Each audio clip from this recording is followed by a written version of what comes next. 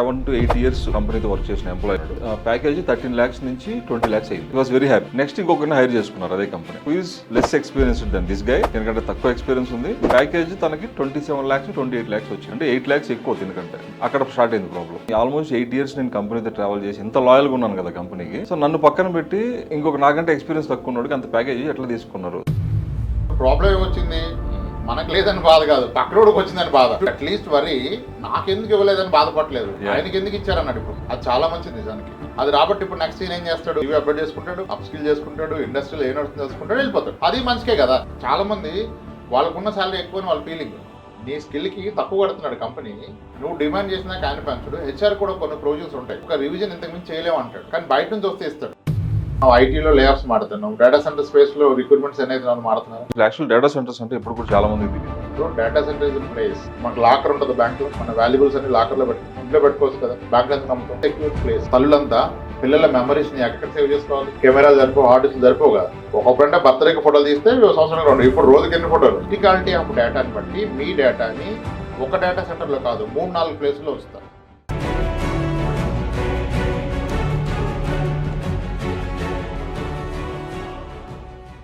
Mutual fund investments are subject to market risks. Read all scheme-related documents carefully. Sir నేను ఒక case study చూసాను. అలా ఏంటంటే అదే ఒక ప్రొఫెషనల్ ఆయన ఒక ఎక్స్పర్ట్ అనమాట, ఫైనాన్షియల్ ఎక్స్పర్ట్. ఆయన చెప్తున్నాడు, ఆయన దగ్గరకు వచ్చిన ఒక కేసు. ఒక ఆల్మోస్ట్ ఒక 7 to 8 years వర్క్ చేసిన కంపెనీతో వర్క్ చేసిన ఎంప్లాయీ అబ్బాయి అన్నాడు. అతని ప్యాకేజ్ 13 lakhs నుంచి 20 lakhs అయింది. He was very happy. Next ఇంకొకరిని హైర్ చేసుకున్నారు అదే company. Who is less experienced than this guy. ఎందుకంటే తక్కువ ఎక్స్పీరియన్స్ ఉంది. ప్యాకేజ్ తనకి 27 lakhs 28 lakhs వచ్చింది.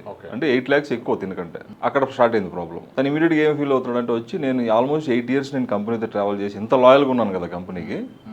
సో నన్ను పక్కన పెట్టి ఇంకొక నాకంటే ఎక్స్పీరియన్స్ తక్కువ ఉన్నోడికి అంత ప్యాకేజ్ ఎట్లా తీసుకున్నారు? సో ఇక్కడ నిజంగా చాలా మందికి ఉన్న క్వశ్చన్ ఏంటంటే, is loyalty worth in present corporate world?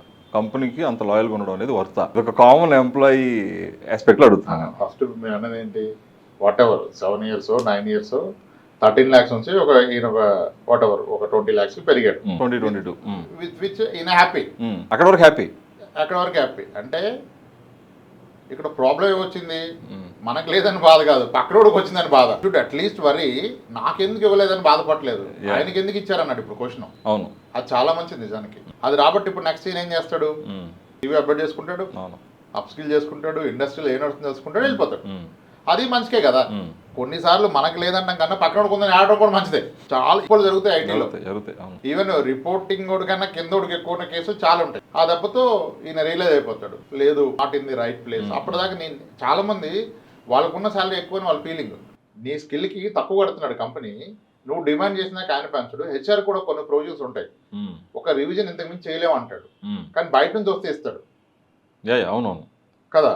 కాబట్టి మీరు ఉన్నారు 8 years అంటే మీరు కంఫర్ట్ ఉండి ఉన్నారు, లేదా క్యాపబిలిటీస్ లేకున్నారు, బయటకు వెళ్ళడానికి ఇంటర్వ్యూ ఫేస్ చేయలేకున్నారు.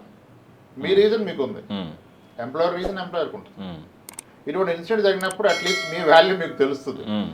లేదా బయటకు వెళ్తే ప్రూవ్ అయింది కదా, ఇంక నీకు ఎక్కడ రాదని ప్రూవ్ అయింది, లేదు వస్తే వెళ్ళిపోతుంది, అది మంచిగా కదా.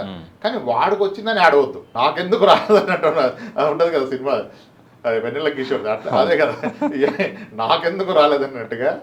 అది కదా. అంటే రీజన్ ఉంటుంది సార్ ప్రతి ఒక్కరికి. 3 years ఎందుకు ఉన్నామంటే, ఇయర్ ఆన్ ఇయర్ కన్యూ సైకి వస్తుందని ఉన్నాను, కంఫర్ట్ ఉందన్నాను, ప్రాజెక్ట్ మార్చట్లేదు, కంఫర్ట్ పెరిగిపోయింది, ప్రాజెక్ట్లో హోల్డ్ పెరిగిపోయింది, సీనియర్ ఎంప్లాయీ ఎవరు వచ్చినా రెస్పెక్ట్ ఇస్తున్నారు, నేను ఓన్లీ టాస్క్ అసైన్ చేస్తాను, జస్ట్ కోఆర్డినేట్ చేస్తాను, నాకు లోడ్ రాదు, నేను చెప్తే అందరు పనిచేసి రిపోర్ట్ చేస్తారు, నేను ఈవినింగ్కి కన్సల్టెంట్గా రిపోర్ట్ ఇస్తే అయిపోద్ది.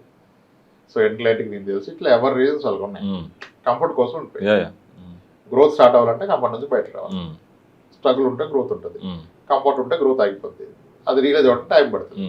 ఇప్పుడు కొత్తగా వేరే వ్యక్తి టీంలోకి వస్తే తప్ప నేను తెల్లలేదు. ఇవి ఐటీలో జరుగుతూనే ఉంటాయి. ఇవి జరగడం చాలా మంచిది. అంటే ఇండస్ట్రీ బెంచ్ మార్క్ పెంచుతుంది. ఈ పోస్ట్కి ఇంత వస్తుంది నీకు ఇప్పటిదాకా తెలియదు, ఇప్పుడు కదా నీకు తెలిసింది. పాయింట్. అవును, ఇప్పుడు కదా నీకు తెలిసింది. ఇదంతా quite common sir. 2 years back Wells Fargo నుంచి ఏడీపీకి, జేపీ మార్గాన్స్కి ఇక్కడే చెప్పేవాళ్ళు నా క్లయింట్స్ అంతా. ఉదయం వచ్చిన క్లయింట్ ఏమో, సార్ నేను జాబ్ చేంజ్ అంటాడు. ఎక్కడి నుంచి అంటే జేపీ మార్గన్ నుంచి ఏడీపీకి వచ్చాడు, మధ్యాహ్నం ఏడీపీ నుంచి జేపీ మార్గన్కి పోయి అంటాడు, వెల్స్ ఫార్గోకి వచ్చాడు. ఇవే నడుస్తుంది. అప్పుడు ఇచ్చారు. మరి అందరికీ బ్యాక్ టు బ్యాక్ 40% హైక్ ఇచ్చినప్పుడు ఎవరన్నా మీకు మీడియాలో మాట్లాడారా? మాట్లాడరు. 40% హైక్లు ఎందుకు ఇస్తున్నారని ఎవ్వరు మాట్లాడరు. పాజిటివ్ కూడా మాట్లాడరు, నెగిటివ్ అప్పుడే వస్తుంది. నెగిటివ్ అప్పుడు మాట్లాడతారు. ఇప్పుడు మనం ఐటీలో లేఆఫ్స్ మాట్లాడుతున్నాం, డేటా సెంటర్ స్పేస్లో రిక్రూట్మెంట్స్ అనేది మాట్లాడుతున్నారా? ఎవరైనా డిస్క్లోజ్ చేస్తున్నారా రిక్రూట్మెంట్స్ డేటా? లాస్ట్ 3 yearsలో ఐటీలో ఎంటైర్ అక్రాస్ ఇండస్ట్రీలో ఎన్ని పోస్టులు ఇచ్చి ఉంటారు? ఒకసారి డేటా గూగుల్ చేస్తే మీకు తెలుసు. Other side of the coin ఇది. డేటా సెంటర్లో హ్యూజ్ ఓపెనింగ్ వస్తుంది. ఆబ్వియస్లీ అక్కడ హ్యూమన్ ఇంటర్వెన్షన్ అవసరమే.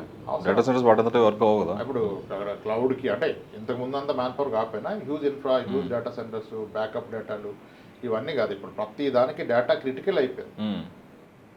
Data centres is going to big subject sir. Data centres is going to be too big an opportunity. This is the future. అంటే okay, data centres infrastructure build చేయడానికి మొత్తం ఎంత జరుగుతుంది అంటున్నారు. అసలు యాక్చువల్ డేటా సెంటర్స్ అంటే ఇప్పుడు కూడా చాలా మందికి తెలియదు. అదే డేటా సెంటర్స్ అంటే ఏంది, ఇంత ఇప్పుడు దీంట్లో ఇంత హ్యూజ్ డేటా సెంటర్స్ ఎక్స్పాన్షన్కి వస్తే నీడే ఉంది. ఇప్పుడు డేటా సెంటర్ ఇస్ ప్లేస్. మనకు లాకర్ ఉంటుంది బ్యాంక్లో, మన వాల్యుబుల్స్ అన్ని లాకర్లో పెట్టుకుంటాం. ఇంట్లో పెట్టుకోవచ్చు కదా, బ్యాంక్ ఎందుకు నమ్ముతాం? అది సెక్యూర్డ్ ప్లేస్, థెఫ్ట్ ఇవన్నీ జరగదు. అలాగే ఇప్పుడు ప్రతి కంపెనీ కూడా క్రిటికల్ ఇస్ డేటా. ఇప్పుడు WhatsApp is running on data, they are not charging, but మన డేటాని వాడు బిజినెస్ చేసుకుంటాం. ఫేస్బుక్ ఇవన్నీ అంతే కదా, అంతే ఫ్రీగానే కదా, మనం ఏం సబ్స్క్రిప్షన్ పే చేయట్లే కదా.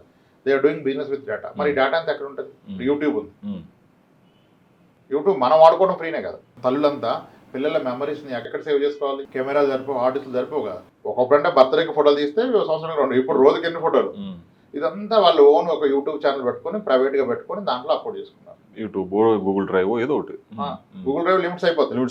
యూట్యూబ్ లిమిట్ లేవు. ఇప్పుడు అందరు అదే అంటారు. ఇప్పుడు మీకు మొన్న కూడా చెప్పాను, మా ఫ్రెండ్ ఆదిరెడ్డి గారు చెప్తున్నాడు, మీ పిల్లలకి మీరు ఏం చేసేది అంటే మీరు ముడ్డు అడిగినప్పుడు అన్ని వీడియో చేసి పెట్టండి, రేపు వాడు ఎప్పుడైనా క్వశ్చన్ అయితే ఇవన్నీ చూపించండి, ఒక యూట్యూబ్ ఛానల్ పర్ఫెక్ట్ కదా.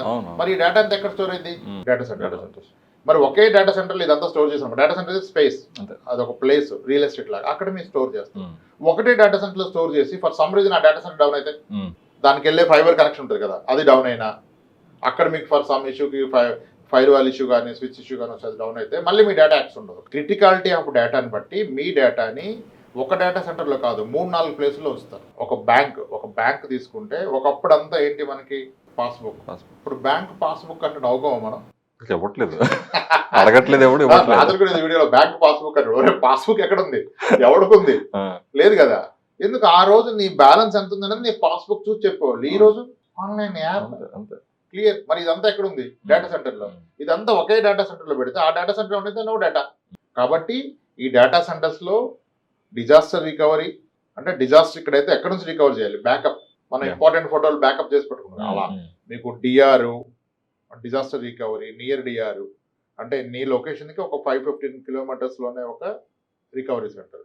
ఇంకోటి ఫార్ డిఆర్, చాలా లాంగ్లో, డిఫరెంట్ జియోగ్రాఫికల్ జోన్. అంటే ఎర్త్కేక్లు అది వచ్చినా సరే ఈ పోతే ఇంకా అక్కడ నుంచి డిఫరెంట్ కంట్రీస్లో ఇలా డేటా సెంటర్స్ పెడుతున్నారు. ఇప్పుడు వర్కింగ్ కూడా వచ్చినప్పుడు మీరు ఇప్పుడు ఐటీ వాళ్ళు ఇక్కడ వర్క్ చేస్తున్నారు, they working for an client అంటే ఇక్కడ నుంచి ఇతను ఈ లాగింగ్ ఇంటూ యుఎస్ సర్వర్. నువ్వు చేసాక ఇక్కడ ఏం లేదు, అంతా అక్కడే స్టోర్ అయిపోతుంది. Though you working from here, ఇది అక్కడ స్టోర్ అవుతుంది. ఇదంతా డేటా సెంటర్స్ ద్వారా కనెక్టెడ్ ద్వారా పాసిబుల్. దీనికి మ్యాసివ్ డేటా, ఇప్పుడు అంతా డేటానే. దీనికి హ్యూజ్ డేటా సెంటర్స్ రిక్వైర్మెంట్. అవన్నీ బిల్డ్ చేస్తున్నారు. ఇప్పుడు అందరూ డేటా సెంటర్స్ బిల్డింగ్లోకి వెళ్ళిపోయారు. డేటా సెంటర్ ఇది new real estate sir. Real ఎస్టేట్లో ఎట్లా స్పేస్ అమ్ముతారో డేటా సెంటర్లో కూడా అవి మీకు ర్యాక్స్ ఉంటాయి. 42 ర్యాక్ ఇట్లా ఉంటుంది. దాంట్లో ఒక ర్యాక్ ఇంత కానీ మళ్ళీ దాని పవర్ కింద సర్వర్ ర్యాక్స్. దాంట్లో మళ్ళీ క్లౌడ్ వచ్చి దాంట్లో sharing. Cloud is virtual servers. ఒక సర్వర్ని 10 మంది వాడుకోవచ్చు. ఎవరు ఎంత వాడుకుంటే అంతకే పే చేస్తారు. ఇంతకుముందు నాకు నేను 10 TB స్టోరేజ్ కొనుక్కుంటే నా డేటా 1 TB ఉంటే 1 TB వాడతా, 9 TB ఐడియల్. ఇప్పుడు అదే క్లౌడ్లో ఉంటే ఆ 9 TB వేరే వాళ్ళు వాడతారు. పే యాజ్ పర్ యూసేజ్, ఎంత వాడితే అంత పే చేయడం. సో ఈ మొత్తానికి ఇప్పుడు మీరు మాట్లాడుతున్న ప్రతి డెవలప్మెంట్ కూడా అట్ ద ఎండ్ డేటా. ఆ డేటా స్టోర్ చేసేది, దాన్ని ప్రొటెక్ట్ చేస్తా అంటే డిఫరెంట్ లేయర్స్ ఆఫ్ సెక్యూరిటీ ఉంటుంది ఒక data centre. Tier 3, Tier 4 data centres అన్ని. మీకు ఫిజికల్ సెక్యూరిటీ ఉంటుంది, సైబర్ సెక్యూరిటీ ఉంటుంది. ఒక వ్యక్తి ఎంటర్ అవడం అవ్వదు అంత ఈజీగా, డిఫరెంట్ లేయర్స్ లో. మళ్ళీ లోన మీకు టాప్ అండ్ ఫైర్ వాల్స్ ఇవన్నీ ఉంటాయి. ఈ ప్రొటెక్షన్ అంతా. This is what data centre is. ఇప్పుడు దీని మీద కోర్సులు వస్తాయి. మొన్నదాకా ఐటీలు అన్నారు కదా, ఏవో అన్నాం కదా, ఇప్పుడు డేటా సెంటర్ కోర్సులు వస్తాయి. డేటా మీద వస్తాయి. డేటా అనలైజ్ చేయడం, బిజినెస్ అంతా డేటా అనాలిసిస్ అయిపోతుంది సార్. ఇప్పుడు బిగ్ డేటా, డేటా అనాలిసిస్. ఇప్పుడు అందుకే కొన్ని టాప్ కాలేజీల్లో ఈ బ్రాంచెస్ ఫీ చాలా ఎక్కువ ఉంది. డేటా మీద, ఏఐ మీద. Kind of digital real estate అనుకోవచ్చు. Yes, data center is real estate. ఆ స్పేస్ లో చాలా ఎంప్లాయ్మెంట్ క్రియేట్ అవుతుంది. మీరు మేబీ ఇన్నాళ్ళు ఇచ్చేస్తే ఇప్పుడు అది నేర్చుకుంటే దానికి కూడా వెళ్ళిపోవచ్చు.